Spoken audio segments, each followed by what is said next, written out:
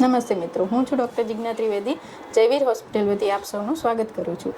આયુર્વેદમાં ઘણા એવા ભ્રમ હોય છે, મિથ હોય છે કે જેનું આજે આપણે વિડીયોમાં સમજીશું. અને ઇન્સ્ટા પર અને ફેસબુક પર એવા ઘણા પેશન્ટ સવાલો કરે છે, જેમાંથી અમુક સવાલોના જવાબ હું આ વિડીયોમાં આપીશ. ગંડૂશ એટલે શું?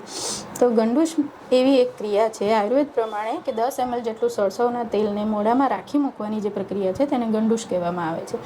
મોઢામાં રોકી રાખવામાં આવે છે, જેના લીધે મુખ રોગો થતા નથી, મુખ રોગો ઓછા થાય છે, ગળાના રોગો પણ ઓછા થાય છે, દાંત અને પેડા મજબૂત થાય છે અને ગંડૂશ કર્મ કરવાથી કાન, આંખ, બધી ઇન્દ્રિયોના કર્મોમાં પણ સહાયતા મળે છે. જેથી અઠવાડિયામાં 3-4 વાર ગંડૂશ કર્મ કરવું જોઈએ.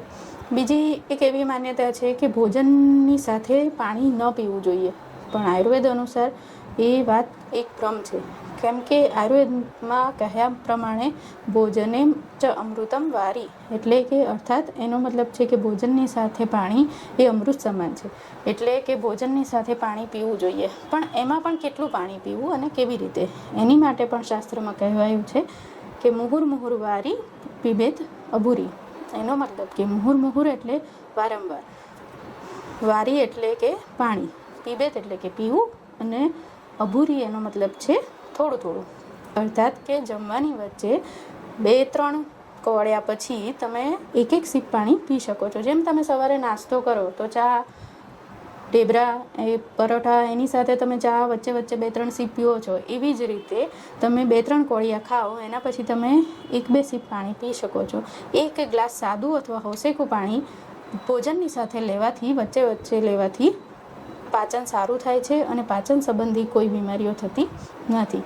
ત્રીજું એ ભ્રમ છે કે આયુર્વેદિક દવા ગરમ હોય છે.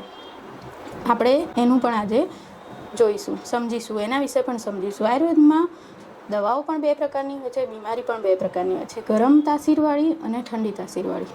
બરાબર? તો ગરમ તાસીરવાળા કે ગરમ પ્રકૃતિવાળા માણસોને જ્યારે બીમારી હોય છે ત્યારે આયુર્વેદમાં ઠંડી તાસીરવાળી દવા આપવામાં આવે છે, અને જ્યારે ઠંડી તાસીરવાળી બીમારી હોય છે ત્યારે આયુર્વેદિકમાં ગરમ દવા આપવામાં આવે છે. એટલે એવું નથી કે આયુર્વેદમાં ફક્ત ગરમ દવા જ હોય છે, કાં તો ગરમ તાસીરની જ દવા હોય છે. ઠંડી તાસીરની પણ દવા જ હોય છે, જે પ્રકૃતિ, માણસની પ્રકૃતિ પ્રમાણે સમજી અને ઠંડી અને ગરમ પ્રકૃતિ પ્રમાણે તેને આપવામાં આવે છે. આ પ્રમાણે જો અતિ સર્વત્ર વર્જાયત, એટલે કે જો 4 બદામ ખાઓ તો તમને એનો ફાયદો થાય છે, પણ જો 50 બદામ ખાઓ તો તમને એના લીધે પાચનમાં પણ તકલીફ થાય છે અને ઝાડા પણ થઈ શકે છે. તો એ જ રીતે હંમેશા કેટલું લેવું, કેવી રીતે લેવું એ ક્યારેય પણ પોતાની જાતે નક્કી નહીં કરવું. વૈદ્યની સલાહ લેવી અને એને પૂછીને તમે કોઈ પણ તમારી જે મિથ હોય એને તમે દૂર કરી શકો છો. નમસ્તે.